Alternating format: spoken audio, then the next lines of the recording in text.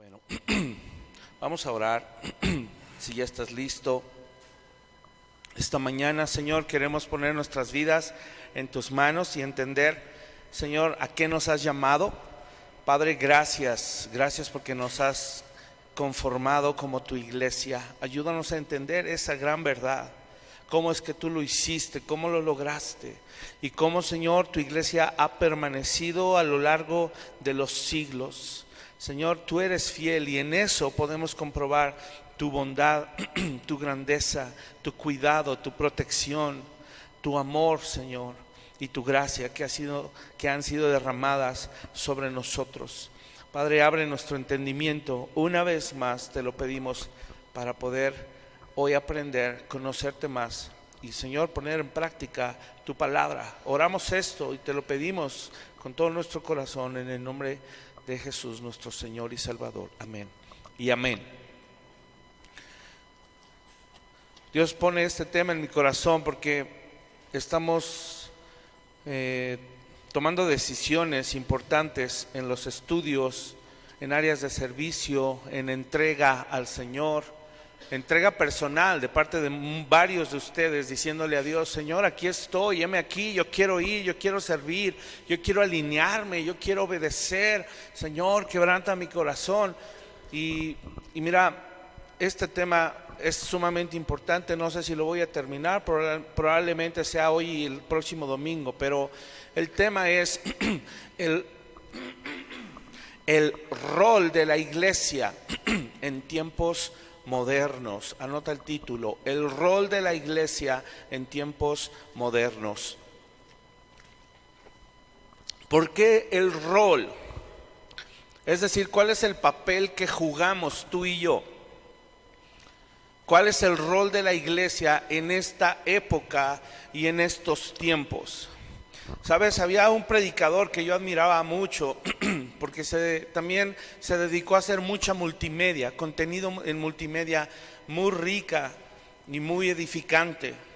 Y me dio mucha tristeza algunos años después que lo volví a googlear y vi algunos videos de él diciendo esto y me impactó, me afectó en mi corazón. Y yo decía: Señor, no puede ser que este tipo de hombres que en algún momento pareció ser que estuvieron sembrando, edificando, haga este tipo de declaraciones. Él decía: la iglesia de hoy se ha vuelto anticuada. La iglesia de hoy se tiene que adaptar al mundo. Lo dijo literal. Lo dijo literal, y es un cuate que lo siguen miles en redes. Se tiene que adaptar la iglesia al mundo para que sea más fácil captar personas. Híjole, yo no sé en qué momento vino el desvío, ¿verdad? O en qué momento vino la tentación para tomar un camino diferente. Y antes de empezar esta enseñanza, para tratar de meterte al contexto, quiero poner un ejemplo muy simple. Tú y yo sabemos que el Señor nos ha llamado de la muerte a la vida, ¿verdad? Tú sabes que el Señor nos llamó de las tinieblas a su luz admirable. Y quiero que imagines este ejemplo. Imagínate que un día estás en tu casa y estás llevando tu vida normal. Imagina que estás llevando tu vida promedio, como la de cualquier mexicano. Creo que la mayoría aquí vivimos una vida promedio a cualquier mexicano. No hay nada extraordinario en nuestra vida, digo, más que el Señor, ¿verdad? Pero imagínate que recibieras una notificación, una carta muy especial en donde se te está notificando, fíjate el ejemplo, que fuiste adoptado por la familia real de Inglaterra.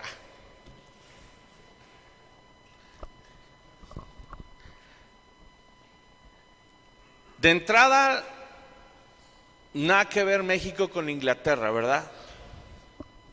Creo que muchos de nosotros reprobaríamos simplemente al saber si saludar o no al guardia, al que está en la puerta. No sabríamos el protocolo. Nos sentiríamos tal vez muy avergonzados estar sentados a la mesa de la reina comiendo, porque no sabríamos ni qué hacer ni cómo comportarnos. Pero vamos, la familia real de Inglaterra está dispuesto a adoptarte. ¿Qué tendría que suceder? Tu vida cambiaría de entrada, obviamente, ¿verdad?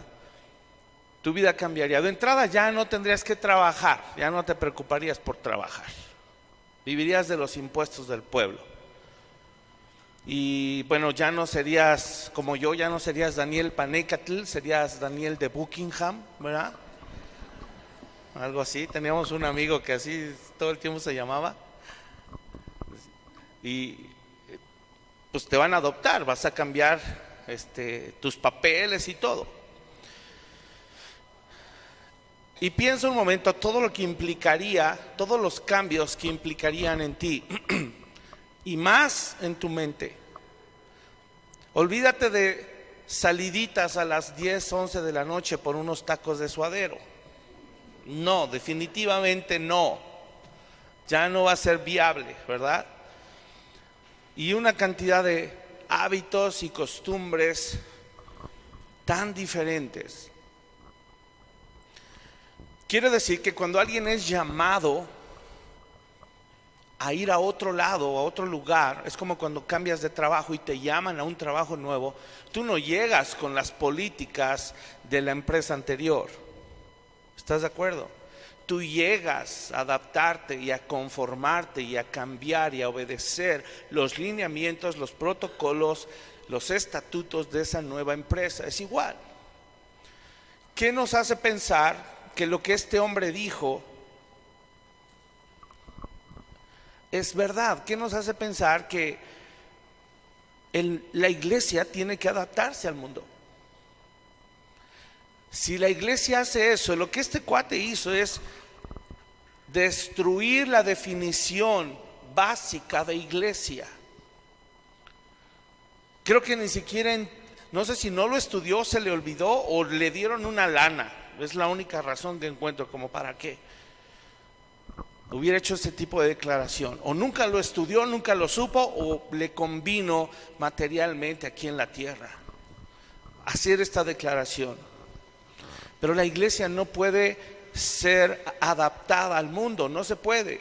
Al revés, se supone que nosotros salimos del mundo para adaptarnos a una nueva forma de vida, cambiar nuestra mentalidad a través de la obra de Cristo. Así que, así como un día podría llegarte una notificación de que la reina Isabel te requiere, ¿verdad? ¿Qué crees? Que ser parte de la iglesia de Jesucristo hoy es el más alto privilegio que podemos tener, incluso que irnos a vivir a Buckingham. El llamado que el Señor nos hizo, la elección que Dios hizo por ti, es mucho más alto que lo que el mundo nos puede ofrecer. Es el más alto privilegio. Nada podría ser más honorable que servir a Cristo en su iglesia y como su iglesia. Nada tiene más trascendencia en lo eterno que ser parte de la iglesia. Nada. Ninguna empresa, ningún negocio, ninguna institución, ningún gobierno va a durar por la eternidad más que el reino de nuestro Señor Jesucristo. Y hoy, si tú has nacido de nuevo y fuiste escogido por Dios y te regaló la salvación, hoy eres parte de esa herencia espiritual eterna. Yo no sé, tú ya hubiera escuchado 10 amenes o una aleluya o un perrón, ¿verdad? Si no te emociona esto, no sé qué entonces. Y este asunto de que hoy pertenecemos a algo que trasciende en lo eterno, hermano, debería llevarnos a tomar nuestra membresía de la iglesia, escucha esto, deberíamos tomar nuestra membresía de la iglesia con el más grande sentido de responsabilidad y seriedad. Si no empezamos por aquí, no vamos a entender nuestro rol. Hay que empezar por aquí. ¿Por qué? Porque quiero que entendamos, no fue nuestra elección, fue elección de Dios. Ya lo he explicado muchas veces, no hubo una afiliación. Pichi y yo no pusimos una mesa afuera con unos formatos de inscripción a ver quién quería venir a afiliarse a la iglesia Vineyard. No, esto no es una afiliación y no es un cambio de religión tampoco.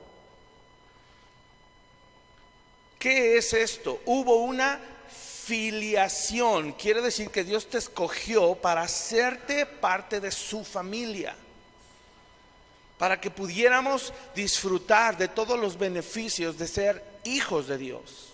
Efesios capítulo 1 del 3 al 5 lo dice, vamos a leerlo rápidamente. Y después de que podamos entender que Dios nos eligió, hermanos, de que la iglesia no se puede convertir o adaptar al mundo, después vamos entonces a aprender y a entender qué es la iglesia. ¿Qué dice? Verso 3 al 5. Bendito sea el Dios y Padre de nuestro Señor Jesucristo, que nos bendijo con toda bendición espiritual. ¿Con qué clase de bendición nos bendijo el Padre? Espiritual. ¿En dónde? En los lugares celestiales en Cristo. Según nos escogió. ¿Quién nos escogió?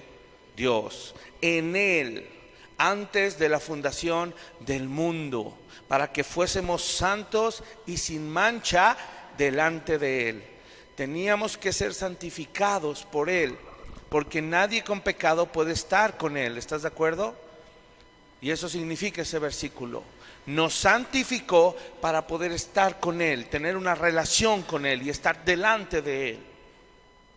Verso 5, en amor, ¿qué hizo? Habiéndonos predestinado para ser ¿qué? Adoptados hijos suyos por medio de Jesucristo, según el puro afecto de su voluntad. ¿Por qué? Porque quiso. Ahora, teniendo esto claro, hermano, que no fue tu decisión, no fue tu elección, sino la de Dios, teniendo esto en claro, vamos a movernos. ¿Qué es la iglesia? ¿De dónde desglosamos este término iglesia? Del griego, siempre. ¿Qué significa eclesia? O eclesía, según el acento. Eclesia o eclesía, con K. Y esto, ¿sabes? Iglesia significa llamar a alguien. Unos dicen que la definición de iglesia es los llamados afuera, los llamados hacia afuera. Una conglomeración de gente a la que se le llamó y esa gente responde y sale de algún lado hacia afuera para reunirse. ¿Por qué? Porque fue llamado. Entonces, iglesia es los llamados hacia afuera. Propiamente, ajustando el término iglesia, cuando tú lo veas en la Biblia, la palabra iglesia, te tienes que imaginar esto. Son propiamente las personas llamadas que estaban adentro del mundo y que fueron llamados para salir del mundo. Salieron afuera de él, resultando en una congregación de personas que se convierten en la iglesia, el cuerpo de Cristo, el cuerpo universal o total de creyentes a quien Dios llama. Entonces tú y yo estábamos metidos en el mundo, hundidos en el mundo, y el Señor nos llamó, dijo nuestro nombre, ¿verdad? Pon tu nombre ahí. Dios te llamó por nombre y te dijo: tú, te escojo para sacarte del mundo y venir y traerte y congregarte junto con otros para que sean parte de mí, que sean parte de mi cuerpo, que sean mi iglesia. Eso es la iglesia. Por eso la iglesia no es el lugar físico donde nos reunimos, sino las personas que nos reunimos, los creyentes que nos reunimos. Si yo salgo del salón, les pongo un ejemplo, y les llamo desde afuera, allá, y les grito: salgan todos los que quieren bajar de peso. Escuchen, todos los que salgan, afuera se va a fundar la asamblea oficial de rellenitos que quieren perder peso. ¿Sí me explico? Alguien nos llamó desde afuera, y yo el presidente, porque yo también quiero bajar de peso, ¿verdad? Obviamente. Ahora, Cristo es el que preside, por así decirlo, el presidente, la cabeza de la iglesia, y Él llamó a su iglesia, y la iglesia salió del mundo para ser parte de su cuerpo. Eso es la iglesia. ¿Ok? Así Cristo nos llama. Todo gira en torno a Él, la asamblea de los santos. Y esta asamblea puede ser llamada hacia afuera. ¿Sabes por qué? Porque Cristo tuvo el derecho de llamarnos hacia afuera, porque Él pagó el precio por ti y por mí, con su sangre preciosa. Hechos 20:28, vamos rápido ahí. Fíjate que dice Hechos.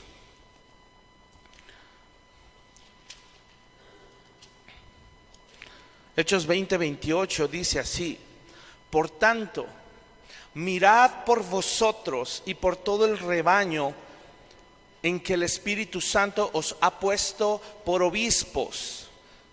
Aquí le están hablando a los pastores, a los que están al frente de las iglesias, y les dice: miren por el rebaño. No solo por el rebaño, empieza diciendo: miren por ustedes mismos como líderes espirituales, pero número 2, miren por el rebaño en que ¿quién? El Espíritu Santo les ha puesto por obispos. ¿Para qué? Para apacentar la iglesia del Señor. ¿La iglesia de quién? Del Señor, no del pastor Daniel. Ojo con esto: la iglesia del Señor, la cual Él ganó por su propia sangre. Cristo se ganó el derecho de llamar a su iglesia porque Él pagó el precio. Primera de Corintios 6, 19 y 20. Primera de Corintios 6, 19 y 20. Mira qué dice: ¿o ignoráis que vuestro cuerpo es el templo del Espíritu Santo, el cual está en vosotros, el cual tenéis de Dios, y que no sois vuestros? ¿Qué está diciendo Dios? Hoy que ustedes fueron llamados y comprados, aún el cuerpo que tienes no te pertenece. ¿Por qué? Porque el Espíritu Santo ahora mora en ti. Verso 20: porque habéis sido ¿qué? Comprados por precio. Glorificad pues a Dios en vuestro cuerpo y en vuestro espíritu, los cuales son ¿de quién? De Dios. Ojo con esto. Ahorita vamos a hacer una anotación en base a este versículo, en un punto que voy a resaltar. Efesios 5:25 dice también, no lo busques, solo anótalo, que Cristo amó a la iglesia y se entregó a sí mismo por ella. Él dio su vida y derramó su sangre para poder comprar a su iglesia. Ahora vamos a Primera de Pedro 1 también. Primera de Pedro capítulo 1, verso 18. Mira qué dice: sabiendo que fuisteis rescatados de vuestra vana manera de vivir, la cual recibisteis de vuestros padres, no con cosas corruptibles como oro o plata, sino con ¿qué? Con la sangre preciosa de Cristo, como de un cordero sin mancha y sin contaminación. Tú y yo fuimos rescatados. Esa palabra rescatado significa redención, ser redimido, ¿verdad? Se pagó un precio. Entonces, aquí en estos versículos nos queda perfectamente claro cómo nuestra vida le pertenece a Dios en espíritu, alma y cuerpo. Nuestro cuerpo le pertenece al Señor. Ahora, como nuestro cuerpo le pertenece a Dios y Él nos llamó hacia afuera, escúchame esto.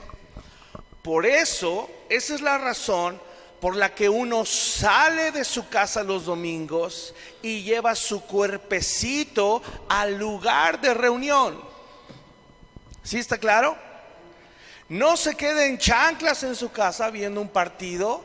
No se va a pasear porque es su día de descanso. Se viene a la congregación a donde Cristo lo está llamando porque pagó por él. ¿Sí está claro esto? ¿Sí queda claro? ¿Qué les estoy dando a entender como su pastor? Fuerte. Que no vuelvas a faltar, a menos que te estés muriendo. No vuelvas a faltar, porque no soy yo el que te está llamando. No vuelvas a faltar a la iglesia, porque te pierdes la bendición de ser edificado. Y si sales de viaje, reserva el domingo para ir a una iglesia. No hay pretexto, porque Cristo te está llamando y tienes una responsabilidad y le das la seriedad. Si a la reina Isabel que vive en el palacio de Buckingham no le tendrías la grosería de que ya vives en su casa y no vas a ir a cenar con ella, a Dios no le vamos a tener esa grosería, jamás. Lo acabo de platicar hace algunas semanas atrás. En lista, ¿sabes cuántos congregantes hay? Más de 100. Más de 100. Ahorita apenas alcanzamos los 60, arañando tal vez los 70. ¿Dónde están los demás? Nunca hemos tenido una reunión donde todos los que supuestamente son parte de esta congregación vengan. Nunca ha habido una sola. Y eso no debería ser. ¿Te estás tomando con seriedad el llamado de ser iglesia? ¿Sabes lo que costó que hoy tú te puedas congregar aquí? ¿A cuántos de ustedes se atreverían a que yo les dijera: hermano, ven, te acabo de comprar un paquete a Cancún con todo incluido para una semana con toda tu familia, solo ven y recoge los pasajes? ¿Vendrías? Pues sí. Pero entonces, ¿por qué a veces no venimos los domingos? Es más valioso un domingo que una semana todo incluido en Cancún. Recibes más, hay más edificación. ¿Le estoy tomando la seriedad o no le estoy tomando la seriedad al llamado de Dios? Ay, pastor, qué religioso. Aquí está en la Biblia y por definición es lo que estamos aprendiendo. Esa es apenas la definición. No hemos visto todavía los roles de la iglesia. Es la definición para apenas venir y congregarnos, pero no la responsabilidad mayor o primordial. Entonces, si venir me cuesta trabajo, lo que sigue me va a costar más. Entonces, pongan prioridades y establezcan a Dios no como lo primero, sino como el todo en su vida. Si Dios es el todo en tu vida, todo lo demás, todas las demás áreas de tu vida, vas a poder ser fiel y cumplir bien con ello. ¿Okay? Hay que salir de nuestro confort mundano, porque nuestra carne, hermano, está acostumbrado a ello. Dice la palabra: haced morir pues todo lo terrenal. Y eso implica quedarte en casa en chanclas o irte a pasear los domingos. ¿Okay? Hebreos 10, 19. Vamos rápido allí. Hebreos 10, verso 19 en adelante, dice: así que hermanos, y nos llama hermanos porque asume que somos de la misma familia, ¿verdad? Así que hermanos, teniendo libertad, hoy somos libres para venir a entrar a su presencia, estar en su presencia. Antes no. Hoy tenemos libertad para entrar en el lugar santísimo. ¿Gracias a qué? Por la sangre de Jesucristo, por el camino nuevo y vivo que Él nos abrió a través del velo, esto es de su carne. Y fíjate qué dice después: y teniendo un gran sacerdote sobre la casa de Dios. Quiere decir que no solo Cristo nos abrió el camino nuevo. ¿Qué elemento fue destruido en el templo cuando Cristo murió en la cruz? el velo se rasgó de arriba abajo, como si algo hubiera caído de arriba y hubiera partido la línea de separación, la línea intermedia entre Dios y nosotros. Y fue partido, se abrió, dando a entender, la muerte de Cristo nos da acceso a todos, a su presencia. Obviamente no todos responden. Obviamente no todos hoy pueden entrar a ese lugar santísimo. Pero mira cuál fue el camino. ¿Qué representaba el velo partido? La vida de Cristo siendo partida literalmente en dos, derramando toda su sangre. Eso es el camino para entrar. Si tú lo imaginas, es una escena muy fuerte. Dice ahí que el camino nuevo y vivo es su carne. Hay una escena en donde Dios hace un pacto con Abraham. Y Dios le pide a Abraham: ve y parte unos animales, pártelos por la mitad y ábrelos y pon la mitad a cada lado. Y entonces lo que hacían era que medio cavaban como un caminito, como medio una zanja, y abrían los animales por la mitad. ¿Y qué pasaba con toda la sangre? Chorreaba y se hacía un camino de sangre. Esa es la ilustración que están usando en Hebreos. Es el cuerpo de Cristo fue abierto en dos y chorreó toda la sangre, y por ahí es por donde nosotros pisamos y caminamos por la sangre de Cristo para ir al Padre. Es una escena fuertísima, hermanos. Por eso dice que el juicio para los que pisoteen la sangre de Cristo y que no le den el valor a la sangre de Cristo va a ser terrible y eterno.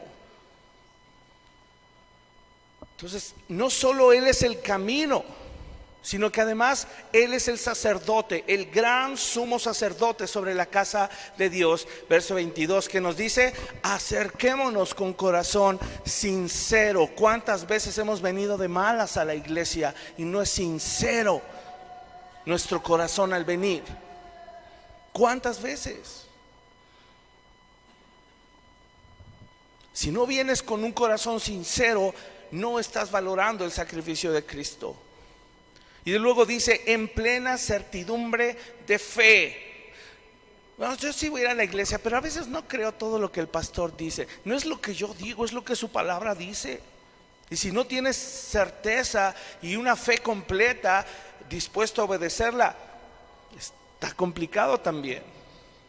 Y fíjate, no nada más corazón sincero y con plena certidumbre de fe. Dice: purificados los corazones de mala conciencia. ¿Habías pensado en estas cosas? ¿Qué es lo que necesitas para estar en este culto de adoración? Nos va a entrar más conciencia entonces, el por qué no debemos faltar. Y luego: y lavados los cuerpos con agua pura. Y después viene lo que hablamos hace 15 días, me parece: mantengamos firme, sin fluctuar, la profesión de nuestra esperanza, porque fiel es el que prometió. Y considerémonos unos a otros para estimularnos al amor y a las buenas obras. ¿Dónde vamos a poder estimularnos al amor y a las buenas obras si no es aquí en la iglesia? ¿Cómo?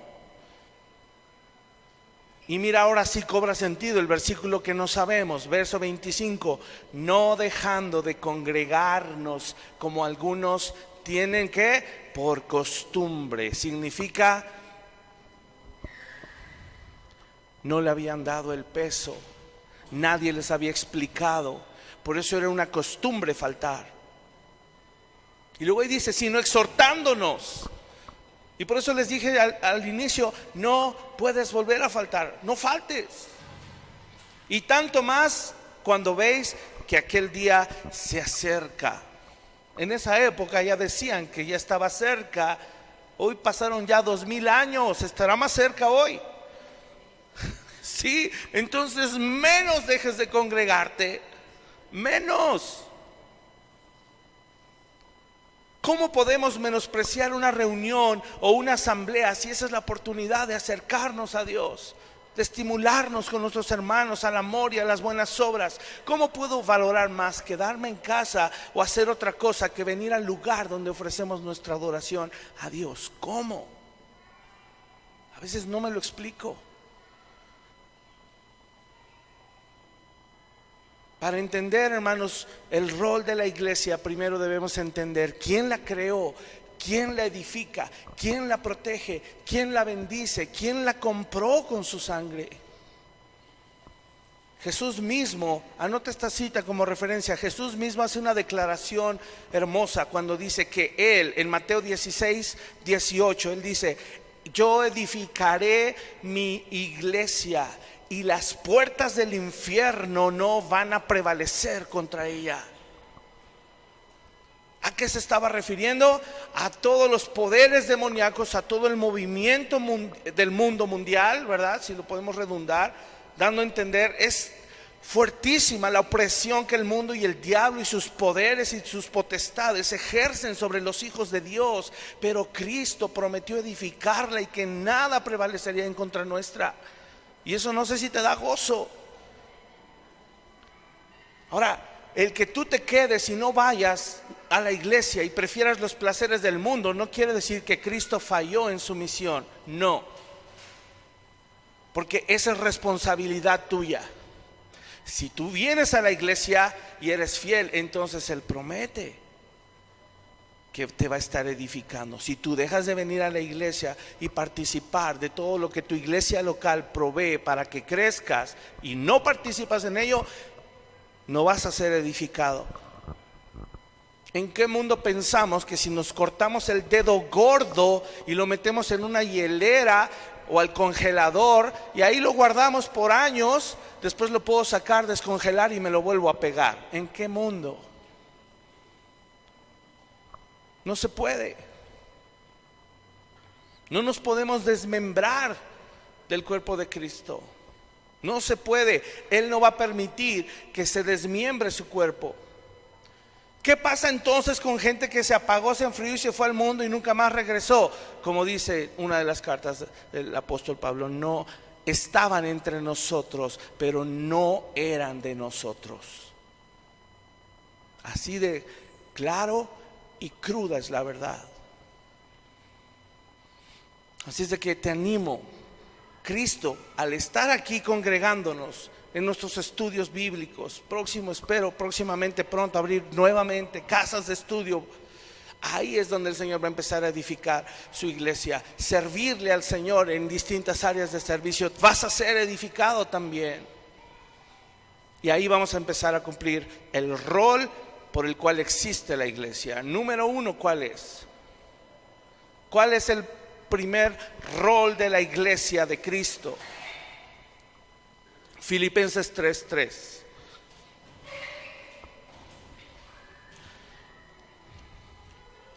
Búscalo, por favor. Filipenses 3:3 dice así: porque nosotros somos la circuncisión. Y aquí va a explicar, ¿verdad? Porque ya no se nos exige circuncidar físicamente a los que son gentiles, ¿verdad? Se refiere a la circuncisión espiritual. ¿Quiénes son? Dice ahí: los que en espíritu servimos a Dios y nos gloriamos en Cristo Jesús, no teniendo confianza en la carne. Dice ahí: los que en espíritu, ¿qué? Servimos. Y sabes, esa palabra igual se quedó corta en la traducción. Cuando buscas en la Nueva Traducción Viviente se complementa la traducción. En la Nueva Traducción Viviente dice: los que adoramos por medio del Espíritu de Dios. Esta palabra servicio no necesariamente implica solo una acción de servicio. Implica una acción de servicio porque se rinde culto, se adora, se respeta, se honra o se le da homenaje a la persona a la que se le está sirviendo. Incluye la palabra adoración. Entonces, el primer rol de la iglesia, hermanos, es la adoración. Tú y yo existimos en este mundo para adorar a Dios, y no hay otro lugar ni otro medio por el cual se pueda hacer sino en congregación, como asamblea. Obviamente que sé que cuando vas a tu casa y obedeces a Dios, le estás honrando, le estás adorando en espíritu y en verdad, como dice la palabra. Por cierto, vamos a Juan 4:24, váyanlo buscando. Pero ya hemos entendido, y lo he predicado yo, que no puedes tú vivir solo, como dedito cortado, y pretender que vas a sobrevivir aislado. Hay gente que incluso sí se congrega, pero que no interactúa y no participa de nada con sus hermanos. Es una tumba, y tú le preguntas algo: ¿cómo estás? Bien. ¿Cómo te ha ido? Bien. ¿Tienes algún problema? No. ¿Puedo orar por ti por algo? No, estoy bien. No es verdad. No es verdad. El que no lo veamos hacer acciones grotescas, tal vez, como irse a emborrachar, fumar, tomar, etcétera, no quiere decir que todo esté bien. Puede haber lujuria en el corazón, puede haber orgullo, puede haber rebeldía, puede haber obstinación, puede haber chisme, murmuración en lo oculto. Pero qué tan fácil es decir bien. Puede haber pensamientos lascivos. Puede haber odio, rencor, amargura, resentimiento en el corazón. Y nos es tan fácil decir bien. No sabemos rendir cuentas. Y hay que adorar a Dios aún por medio de eso también. ¿Cómo voy a crecer si no expongo lo que me está doliendo? Ya lo he dicho, es como ir al doctor y decir: Dios, doctor, no me duele nada, y se ve gris el paciente. Gris, flaco y con la panza de camello, de joroba de camello. ¿Cómo está usted? Bien. ¿Comió algo? No. Y está ya con el sello ahí de RIP, ¿ah? Rest in peace, con cara de lápida. Y a veces así nos comportamos, hermanos. Dice que debemos ofrecer sacrificios aceptables a nuestro Dios. Dice ahí que debemos llegar aquí como con una limpia conciencia. Leíamos en Hebreos, ¿verdad? Purificados los corazones de mala conciencia, con el cuerpo puro. Y a veces hay tanta porquería dentro de nosotros. Por eso el Señor nos protege en una comunidad para rendir cuentas ahí. Ahí es donde vamos a recibir soporte y amor. Adoración, Juan 4:24 dice: Dios es espíritu, y los que le adoran en espíritu y en verdad, es que, ahí dice esa palabra, necesario que adoren. ¿Cómo es necesario? Hasta hace unos 15, 20 años todavía se pensaba que la adoración eran las canciones lentas de la alabanza. Eso no es adoración. Siempre que hablamos de adoración, se me viene un versículo a la mente: fruto de labios que confiesan tu nombre, porque de la abundancia del corazón habla la boca, y se refleja en acciones. Tu forma de vivir se está refiriendo, lo acabamos de recitar en Romanos, porque los que son guiados por el Espíritu de Dios, estos son hijos de Dios. Vuelvo al ¿qué pienso? Los que piensan en la carne o en el espíritu. ¿En qué me ocupo? Los que se ocupan en la carne o en el espíritu. Porque es la manera en la que le adoramos a Dios, en espíritu y en verdad. Ese es el primer rol de la iglesia. Vamos al segundo.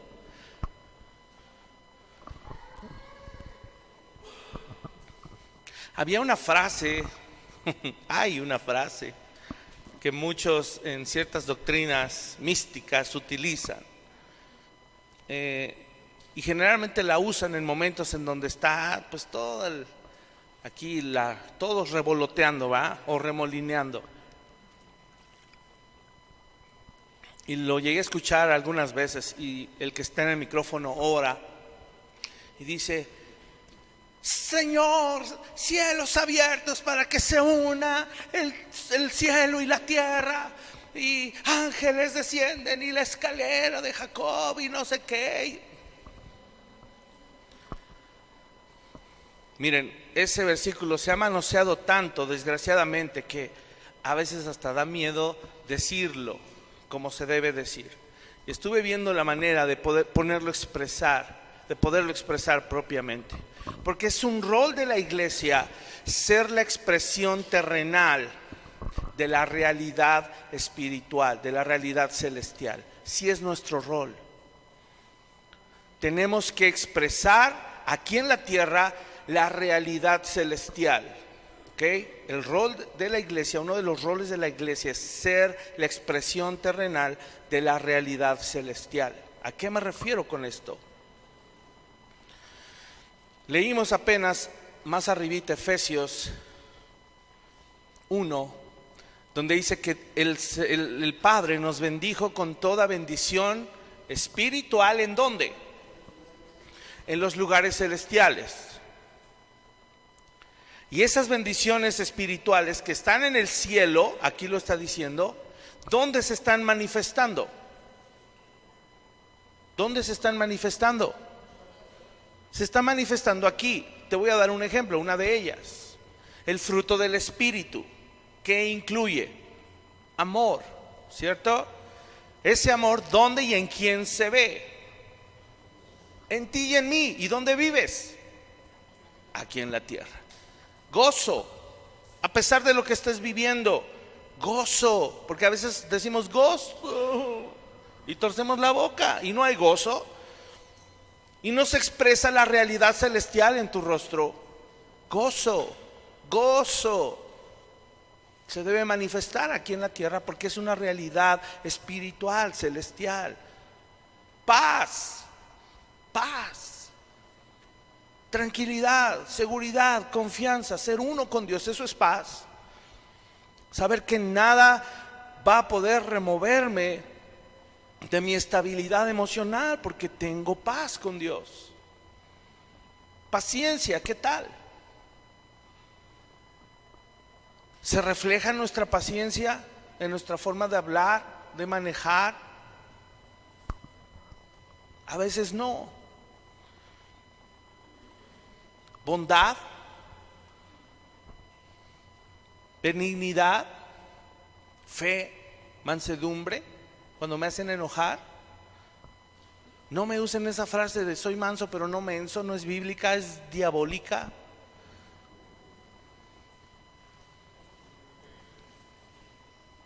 Templanza. ¿Dónde se debe manifestar el fruto del Espíritu? Aquí en la tierra. ¿De dónde se nutre? ¿De dónde lo tomo? De la bendición colocada en los lugares celestiales con Cristo. De ahí lo tomo. Y se manifiesta aquí en la tierra. Y es solo un ejemplo, hay muchos más. Pero sí es un rol de la iglesia, hermanos, que se manifieste aquí en la tierra, en lo terrenal, expresar las realidades celestiales. ¿Qué dice Mateo 6:10? Vamos ahí.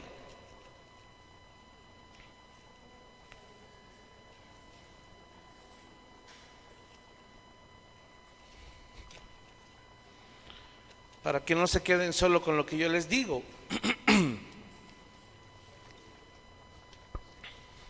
Todo el mundo se lo sabe. Padre nuestro, ¿verdad? ¿Qué dice? Padre nuestro que estás en los cielos, santificado sea tu nombre. Estamos ahí en el verso 9. Ahora el verso 10. Venga tu reino, hágase tu voluntad, ¿cómo? Como en el cielo, así también en la tierra. ¿Ok? Francamente no sé en qué contexto dicen eso, que se une el cielo y la tierra. No sé hacia dónde lo direccionan, porque ya no dicen más, nomás dicen eso. ¿verdad? Y salen del congreso profético y sus mismas vidas mundanas. No, se tiene que ver Señor, así como es en el cielo, así como tu justicia brilla en el cielo, que brille acá en la tierra a través de mí, a través de Cristo en mí. Así como se ve tu santidad allá, que acá podamos estar siendo procesados para ir perfeccionándonos en santidad. Así como en el cielo reina tu verdad, aquí que hablemos con verdad en cada cosa que hagamos.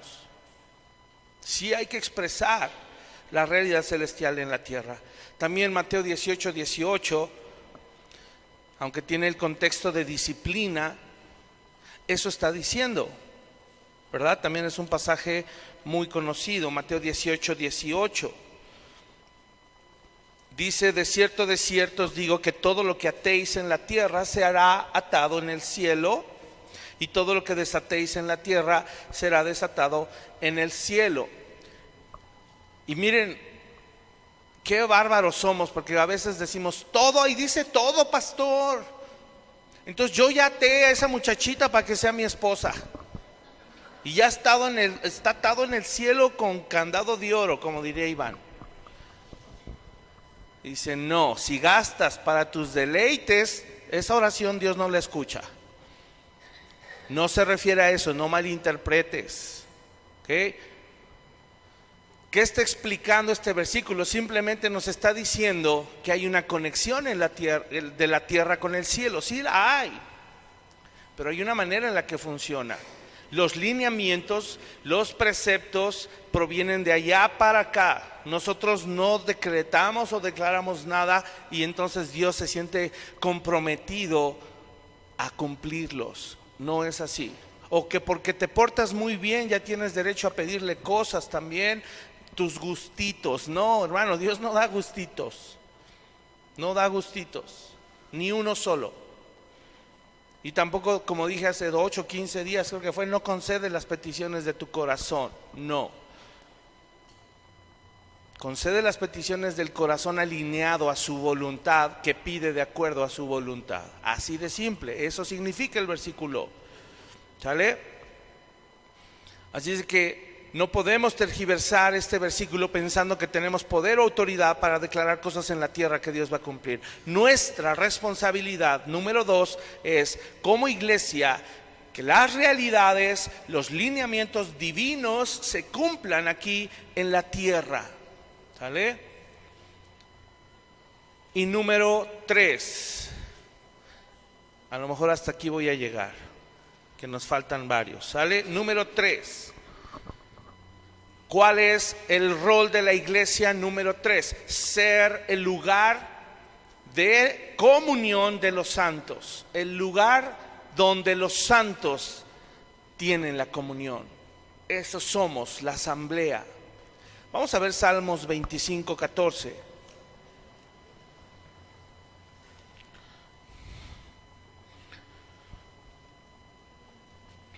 Ahora, lo más hermoso es que esa comunión, y es aquí donde necesito que me pongas mucha atención, porque creo que fue en el estudio bíblico de los miércoles, y no lo dije aquí, en donde tenemos que alinear nuestras relaciones interpersonales, cómo socializamos y cómo nos relacionamos con otras personas. Y de ahí es de donde viene, o sea, de este principio es de donde viene el por qué no deberíamos tener una relación o una amistad con gente del mundo. No les podemos llamar amigos, ¿sale? Pero pon atención, ahorita viene justo la enseñanza para eso. Salmo 25:14, ¿qué dice? La comunión. Pero además le está poniendo ahí un adjetivo calificativo. La comunión, ¿qué? Íntima. Te voy a decir algo, hermano. La comunión de la iglesia y de los santos, y la comunión y la relación espiritual que tú y yo tenemos, siempre es íntima. Porque ¿quién está de por medio? Gracias a quién podemos tener una comunión tú y yo. En este pasaje, sabemos que es Cristo, pero en este pasaje, como está en el Antiguo Testamento, dices Jehová, es Dios. Dios está en la comunión íntima. ¿Y con quién es? Dice, es con los que le temen. Y a ellos hará conocer su pacto.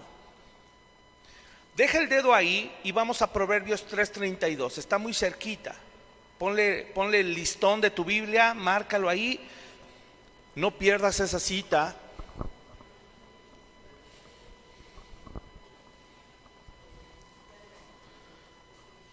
Y ahora vamos a ver qué dice Proverbios 3:32. Y aquí sumamos y tenemos, no solo en estos pasajes, en muchos más. Solo agarré unos cuantos, pero hay más que avalan esta enseñanza. ¿Qué dice Proverbios 3:32?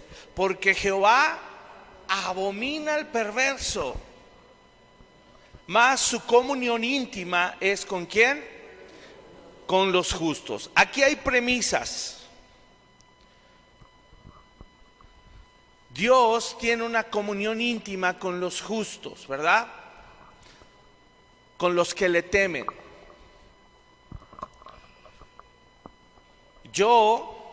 Escucha esta premisa. Yo tengo una comunión, llamémosle amistad, con alguien que es perverso, que no teme a Dios. Por lo tanto, díganme si esta premisa es verdadera o falsa. Mi comunión y amistad con esa persona, Dios la avala y Él está ahí en medio. ¿Es verdadera esa premisa? No, es falsa. Yo no puedo tener o decir tener una amistad, si entiende el concepto bíblico de amistad, que trasciende, no solo es amistad. La palabra verdadera para nuestra relación, hermanos, es comunión, porque Dios está ahí. Y Dios no va a estar avalando una amistad con alguien que es perverso y que no le teme a Dios, o que no quiere poner su fe completa en Él. Ahora, yo lo hablé y quiero tener cuidado y cerrar esto, porque lo he dicho muchas veces y además no nos conducimos así. ¿Convivimos con gente del mundo perversa y que no teme a Dios? Sí. Eso no los convierte en nuestros amigos, pero convivimos con ellos. Es más, necesitamos convivir con ellos. ¿En qué contexto? ¿De amistad? No. ¿De relajo? Menos, porque su relajo no es nuestro relajo. ¿Estás de acuerdo? No es lo mismo. La comunión íntima es solo con los que le temen, y ahí hay una relación divina, espiritual, un vínculo estrecho y cercano, porque pusimos nuestra fe en Jesús. Y si Jehová abomina al perverso y no puede tener una comunión con él porque no ha rendido su vida ni ha reconocido a Cristo, nosotros ¿quiénes somos para atrevernos a iniciar una relación profunda, íntima o de amistad con esa persona? No le llames a tus compañeros de la infancia amigos, a tus compañeros de la secundaria amigos. No puedes llamarles amigos. Son conocidos. ¿Los puedes apreciar? Sí. Pero qué vergüenza sería que dices apreciarlos y no les predicas el evangelio cada vez que puedes. ¿Por qué? Ya lo hablé hace 8 días, esa carga, porque se va a ir al infierno y lo estás viendo y te has divertido con él y sientes afecto por él, pero lo estás mandando al infierno sin haberle predicado el evangelio que lo va a salvar. ¿Cómo? Necesitamos reaccionar.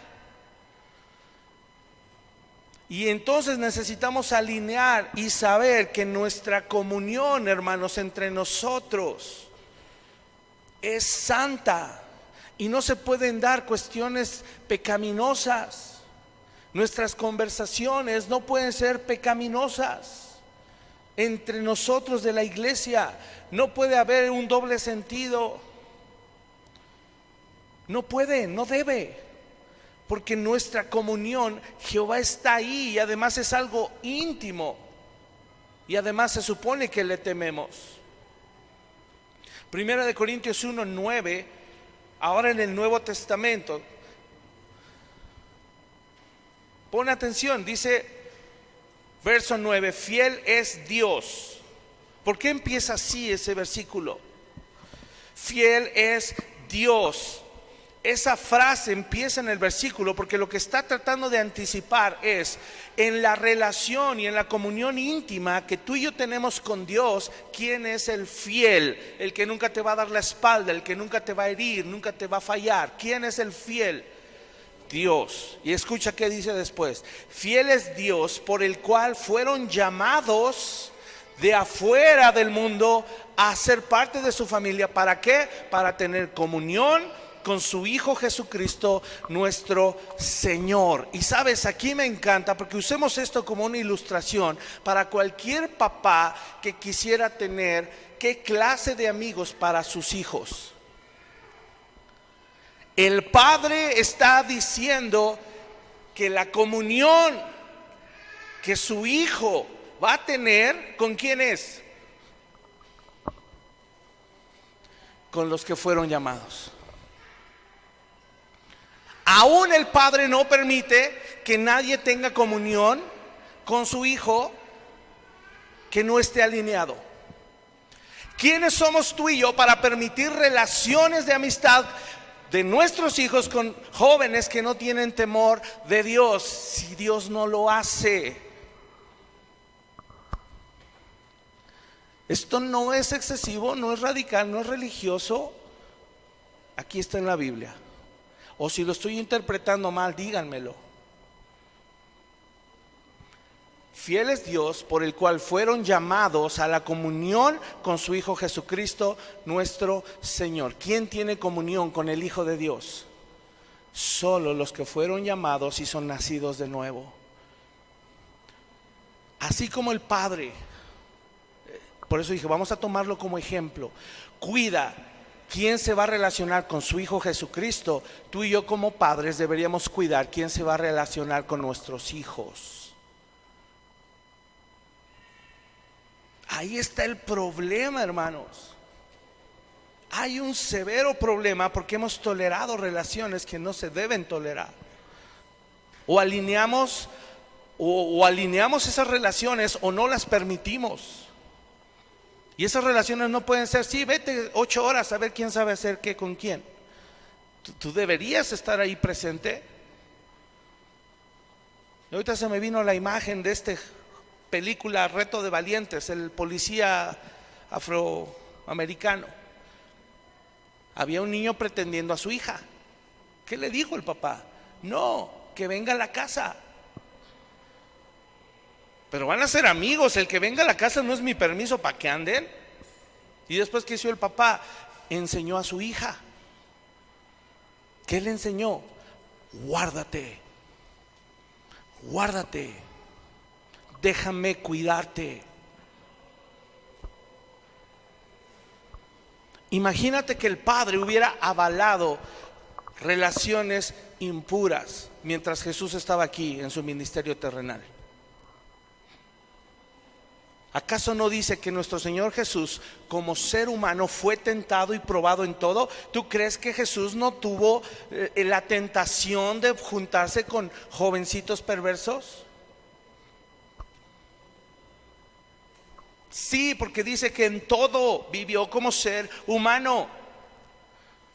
En todo.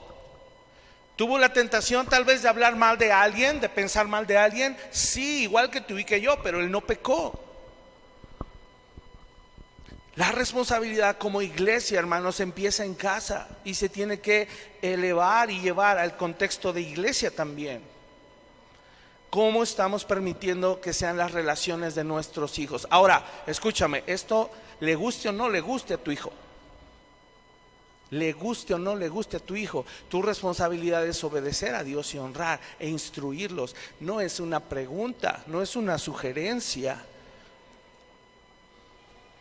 Por fin vieron el meme que les mandé, ¿verdad? ¿Qué dice? ¿Cómo decía? No tengan novios porque al rato van a venir chillando con el corazón roto. Pablo, no podemos poner eso.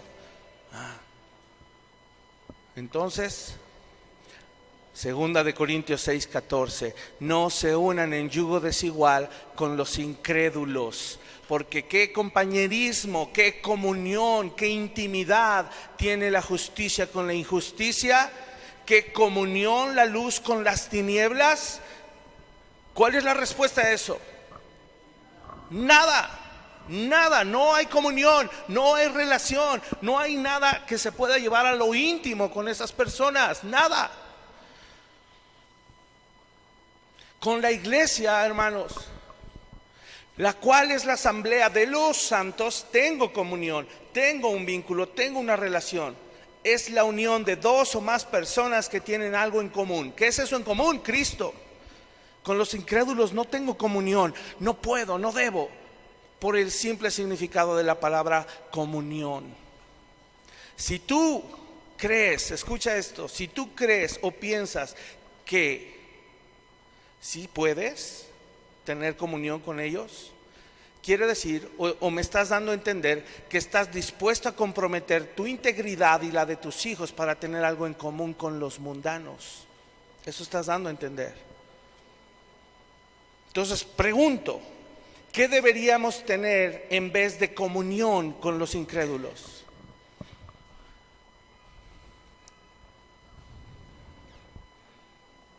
Compasión de ellos y preocupación. Y además tomar acción, una acción responsable, porque para eso fuimos llamados. Más adelante, próximo domingo, vamos a hablar de esto. Debes tener compasión, preocupación y tomar acción. Anótalo así. ¿Qué debo sentir, tener o cuál es el tipo de relación hacia los no creyentes? Una relación de compasión, preocupación y tomar acción responsable como la iglesia de Cristo, portadores de la verdad y de la luz. Y predicarles, necesitan oír el mensaje de las buenas nuevas.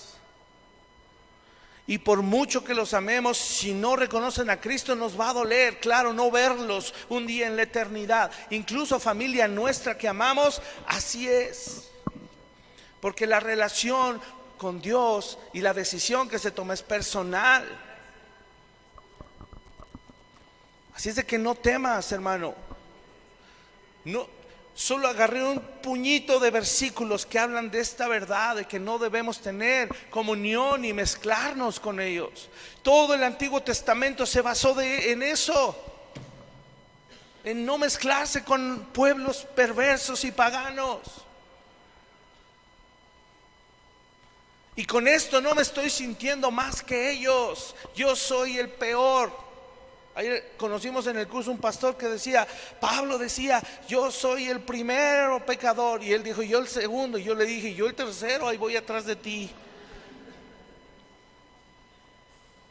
¿Cuándo dejaremos de pensar esa tonta idea que es juicio? No.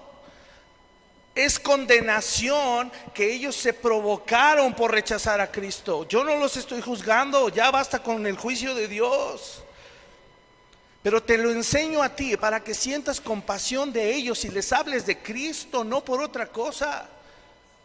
Y que limites tu relación con ellos porque van a pervertir a tus hijos. No estoy jugando, los van a pervertir. Cuida sus corazones. Ten temor de Dios y obedece. Créete que eres la iglesia y que es tu rol guardarte en santidad y guardar a tus hijos en santidad. No es un juego. Y por esa razón es que en nuestras relaciones no deberíamos permitir nada impuro tampoco, como chisme, crítica, murmuración, juicio, prejuicio, mis opiniones, lo que yo pienso, lo que yo creo, lo que yo veo, lo que me duele, lo que me hizo el otro. Se acabó. No estás temiendo a Dios si actúas así, y Dios no va a tener comunión contigo porque Él la tiene con los que le temen. Arrepintámonos, hermanos, y seamos sabios y entendidos de los tiempos. Ya hablé de eso también.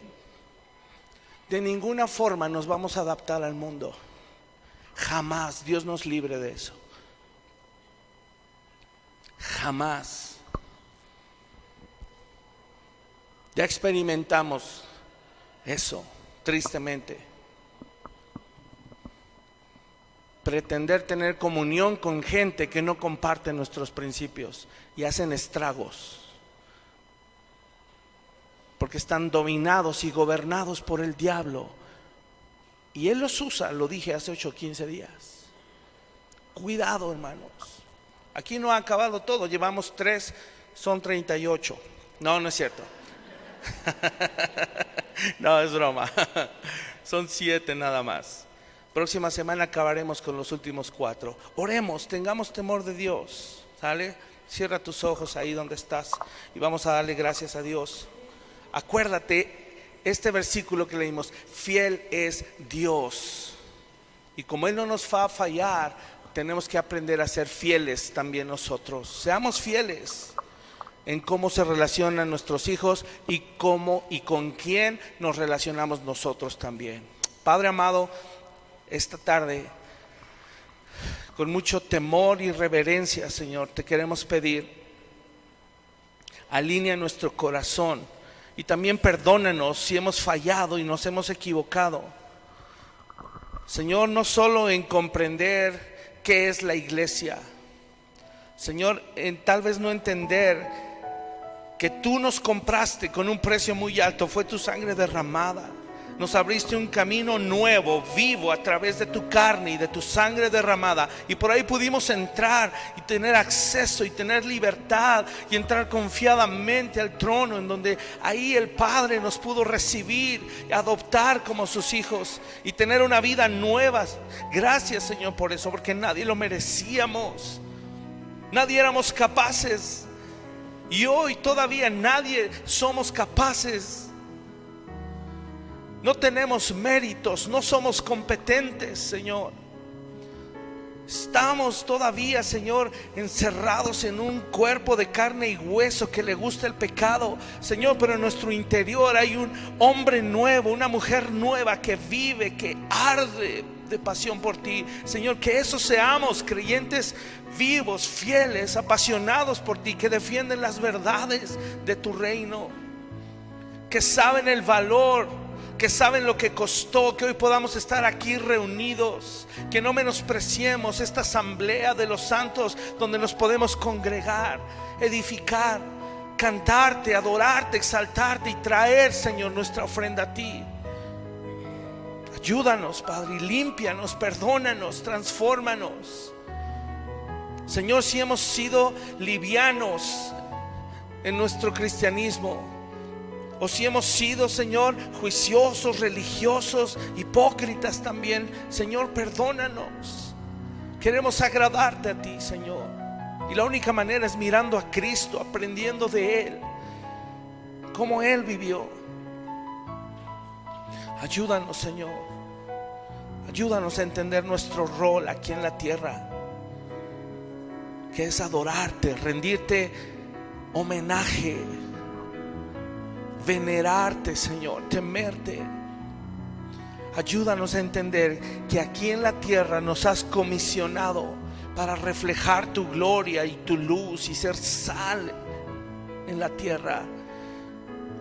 Pero también guárdanos, Señor, como tu hijo oraba. No que nos quites del mundo, que nos libres del mal. Que entendamos que nuestra comunión, y la única comunión, la podemos tener contigo y con nuestros hermanos. Ayúdanos a alinear nuestras relaciones con aquellos que no te conocen. Que les veamos, Señor, con compasión. Que les veamos, Señor, como tú los ves. Aunque podamos recordar, Señor, cómo estábamos nosotros, y que eso mueva nuestro corazón a misericordia, a compasión, a ser valientes, a no temer el rechazo. Perdónanos, Señor, por creer que nos tenemos que adaptar a ellos.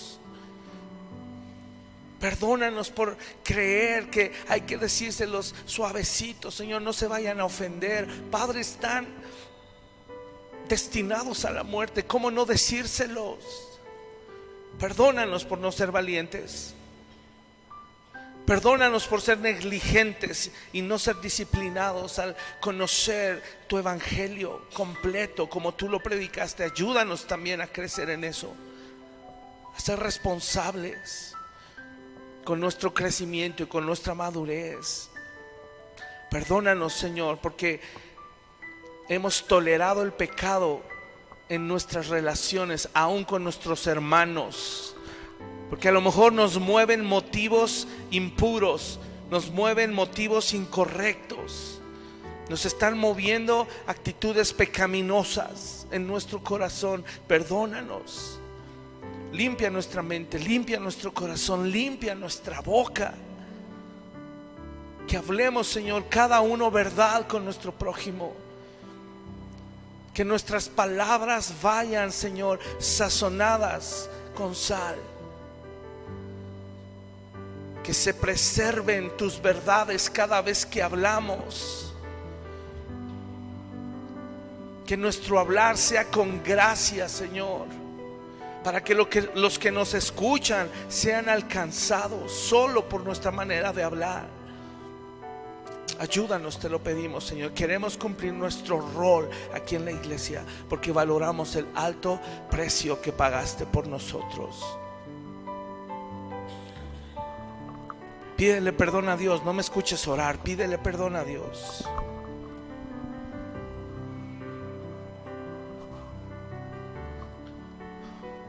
Ya me escuchaste, ahora tú ora. Pídele al Señor que te perdone.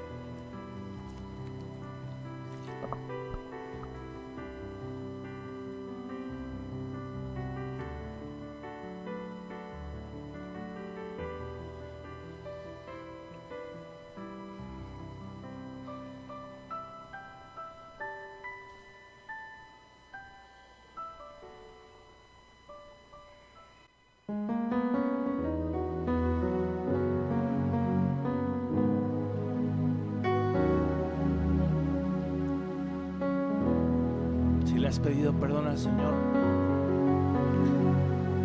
y quieres comprometerte, ahí en tu lugar dile: Señor, hago ese compromiso contigo. Tal vez lo hice o fallé, lo hice equivocadamente porque no lo sabía, Señor. Perdóname. Pero hoy que tu palabra nos ha alumbrado y nos ha instruido, permítenos obedecerlo, siempre con temor tuyo, Señor, siempre buscando que sea en el poder de tu Espíritu y no en nuestras fuerzas, y siempre valorando el sacrificio perfecto de nuestro Señor Jesús. Hoy te lo pedimos en el nombre de Jesús. Amén. Ponte de pie, vamos a cantarle al Señor.